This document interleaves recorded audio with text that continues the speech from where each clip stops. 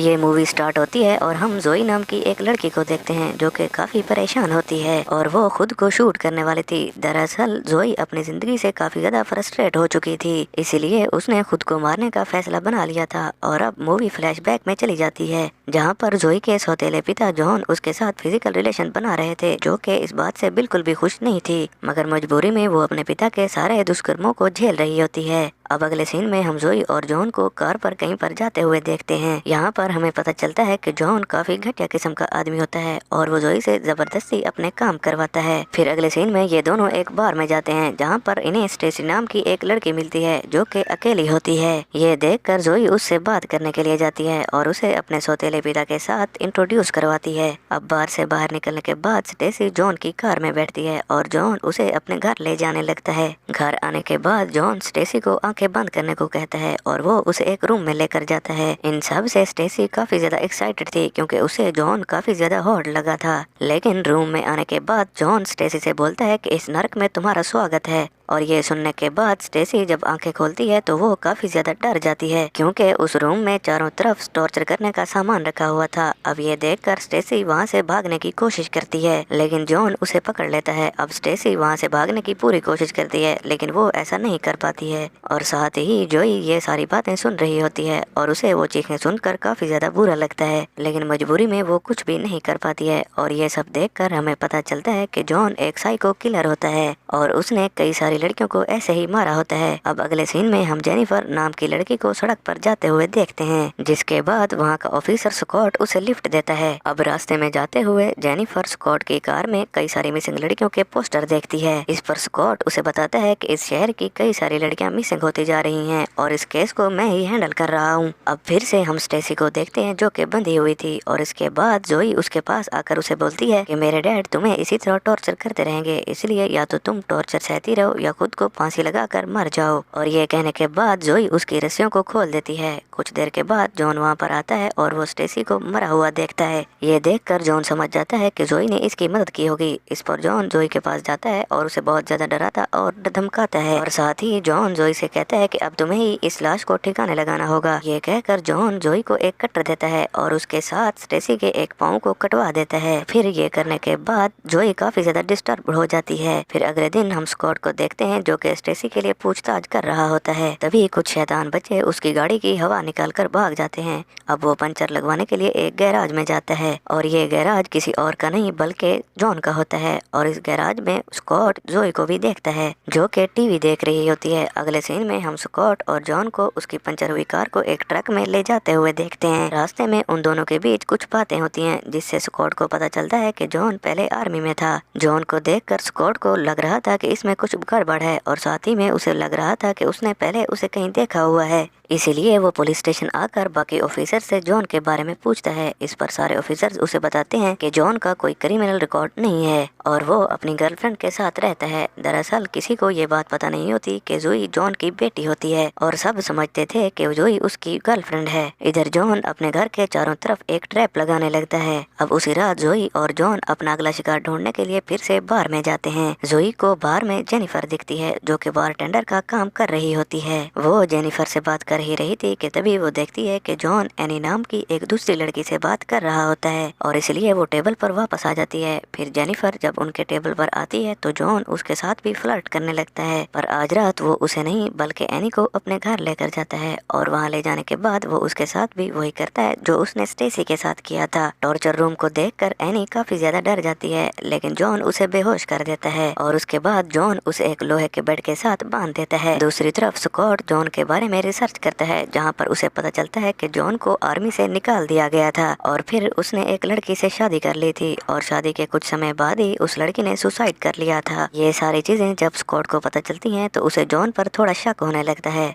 दूसरी तरफ जब जॉन एनी को टॉर्चर कर रहा होता है तब जोई को भी उसकी चीखें सुनाई दे रही होती हैं, पर हर बार की तरह वो इस बार भी चुप रहती है। अगले सीन में हम जोई को एक बार में देखते हैं जहाँ पर वो जेनिफर से बात कर रही होती है। उन दोनों के बीच काफी अच्छी बातें होती हैं और तभी जॉन भी वहाँ पर आ जाता है और वो जोई को लेकर वहाँ से चला जाता है। घर आने के बाद वो एनी को फिर से टॉर्चर करने लगता है। इस पर एनी काफी ज्यादा रोने लगती है और वो जॉन से बोलती है कि इससे अच्छा है कि तुम मुझे मार क्यों नहीं देते। ये सब कुछ बाहर से जोई भी सुन रही होती है, लेकिन इस बार वो खुद को नहीं रोकती और कबर्ड में से जॉन की गन निकालती है। इसके बाद हम वही सीन फिर से देखते हैं जो कि हमने मूवी की शुरुआत में देखा था। इसके बाद जोई डिसाइड करती है कि या तो आज वो खुद को मार देगी या फिर वो जॉन को मार देगी। फिर हिम्मत करके वो जॉन के पास जाती है और उस पर गन तान देती है, लेकिन यहाँ पर फिर से वो कमजोर पड़ जाती है और वो जॉन को नहीं मार पाती है। इसके बाद वो एनी को उस दर्द से आजाद करने के लिए उसे गन देती है और एनी खुद को शूट कर लेती है और उसकी वहीं पर मौत हो जाती है। अगले सीन में हम स्कॉट को देखते हैं जो कि जॉन के बारे में पूछताछ करने के लिए एक स्कूल में आया होता है, क्योंकि उसे लीड मिली थी कि जॉन की बेटी सालों पहले इसी स्कूल में पढ़ा करती थी। यहाँ पर स्कॉट जब जॉन की बेटी के बचपन के फोटोज देखता है तो उसे पता चल जाता है कि जोई ही जॉन की बेटी है, जो कि नाम बदल कर जॉन के साथ उसकी गर्लफ्रेंड बनकर रह रही होती है। अब ये रहस्य पता चलने के बाद स्कॉट का जॉन के ऊपर शक और भी ज्यादा बढ़ जाता है और उसे लगने लगता है कि जरूर दाल में कुछ काला है। और दूसरी तरफ जोई एनी की मौत से काफी ज्यादा डिस्टर्ब हो रही थी, इसीलिए उसे हर जगह वो ही नजर आने लगती है, जिसकी वजह से वो काफी ज्यादा डर जाती है। अब जॉन और जोई एक मॉल में शॉपिंग करने के लिए आए होते हैं। यहाँ पर स्कॉट भी उनके पीछे आया होता है। स्कॉट जोई को अकेला देखकर उससे कहता है कि मुझे तुम्हारे बारे में सारी सच्चाई पता है कि जॉन तुम्हारे डैड हैं और अगर तुम किसी मुसीबत में हो तो मैं तुम्हें उस मुसीबत से निकाल सकता हूँ। पर ये सब सुनकर जोई इस सब बातों से इनकार कर देती है और वो स्कॉट से कहती है कि जरूर आपको कुछ गलतफहमी हुई होगी।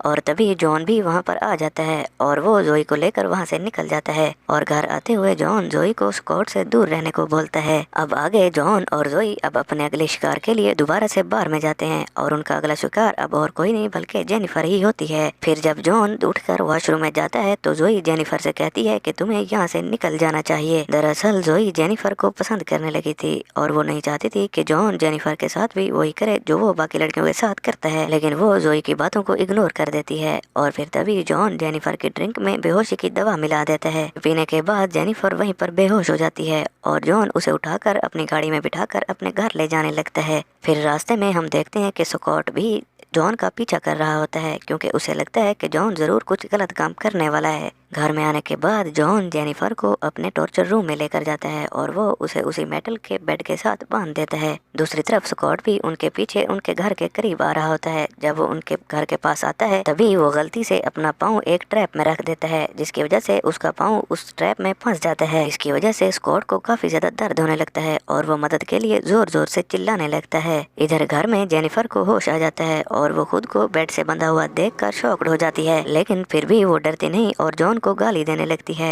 इस पर जॉन को काफी ज्यादा गुस्सा आ जाता है और वो जेनिफर को करंट लगाकर उसे तड़पाने लगता है और घर के बाहर स्कॉट दर्द से चिल्ला रहा होता है, इसलिए उसकी चीखें सुनकर जोई उसकी मदद को घर से बाहर आती है और तभी जॉन भी वहाँ पर आ जाता है। इस पर जॉन स्कॉट को मुक्का मार कर बेहोश कर देता है और दूसरी तरफ घर में कोई नहीं था और यहाँ पर जेनिफर इस मौके का फायदा उठाती है और वो अपनी हेयर रिंग की मदद से खुद को उस ट्रैप से छुड़ा लेती है। थोड़ी देर के बाद जब जॉन स्कॉट को लेकर उसी रूम में आता है तब वो देखता है कि जेनिफर उस रूम में नहीं है। ये देखकर जॉन गुस्से से आग बगोला हो जाता है और इस पर वो जोई को थप्पड़ मारता है और कहता है कि ये सब तुम्हारी वजह से हुआ है, और ये कहकर वो जेनिफर को ढूंढने के लिए गन लेकर निकल जाता है। घर में थोड़ी देर के बाद स्कॉट को भी होश आ जाता है और वो जोई को उसकी मदद करने पर थैंक्स बोलता है। इधर जॉन जेनिफर को ढूंढते हुए जंगल में चला गया था और जेनिफर भी एक दरख्त के पीछे छुपी होती है और जैसे ही जॉन उसके सामने आता है वो उसके पाँव में खंजर मारकर वहाँ से भाग जाती है। और अब जॉन का पाँव काफी ज्यादा डैमेज हो गया था, इसी वजह से वो दर्द के मारे घर पर वापस आ जाता है और वो जोई को मदद के लिए पुकारने लगता है। तभी जेनिफर वहाँ पर एक कटर लेकर आ जाती है